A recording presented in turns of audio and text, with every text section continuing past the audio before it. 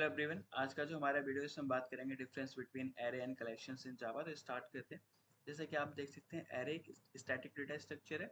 It means आपका जो array है इसका साइज फिक्स रहता है, चेंज नहीं होता। फॉर एन एग्जांपल, अगर एक कलेक्शन की बात करें तो कलेक्शन आपका डायनामिक है। इट मीन्स इसका जो साइज है वो चेंज हो जाता है। सेकंड, अगर मैं डिफरेंस की बात करूँ तो जो आपका एरे है not recommended with respect to memory utilization. होता क्या है, आपने एक एरे बना दिया। जस्ट सपोज आपने एक एरे बनाया विद साइज 100, तो और आपके पास जो डेटा है वो ओनली 50 एलिमेंट्स के लिए आया, तो आपको जो 50 मेमोरी लोकेशन है वो क्या होंगी, वेस्ट हो जाएंगी। But in case of collections ऐसा नहीं होता है। आपका जो मेमोरी यूटिलाइजेशन है वो परफेक्ट रहता है एज कम्पेयर टू एरे।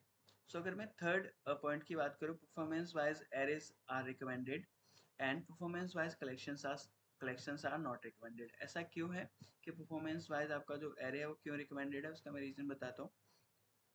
आप देख सकते हैं स्लाइड पर मेरे पास एक एरे लिस्ट है विद दीज एलिमेंट्स।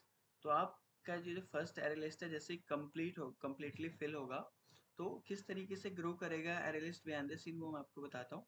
क्या करेगा, एरे लिस्ट एक न्यू एरे लिस्ट क्रिएट करेगा और जो प्रीवियस आपका जो एरे लिस्ट था इसके एलिमेंट्स को कॉपी करेगा न्यू एरे लिस्ट के अंदर, देन फिर इसका साइज इंक्रीज होगा।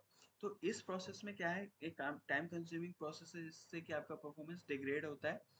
बिकॉज यहाँ पर 10 एलिमेंट्स की जगह अगर आप यहाँ पर सपोज करिए 5000 या 50,000 एलिमेंट्स होते तो सारे एलिमेंट्स कॉपी होते हैं एक न्यू एरे लिस्ट के अंदर, देन फिर आपका साइज क्या होता है, इंक्रीज होता है। इससे आपका परफॉर्मेंस डिग्रेड होता है। तो इस तरीके से आपका जो एरे परफॉर्मेंस वाइज रिकमेंडेड है, बट कलेक्शंस रिकमेंडेड नहीं है परफॉर्मेंस वाइज।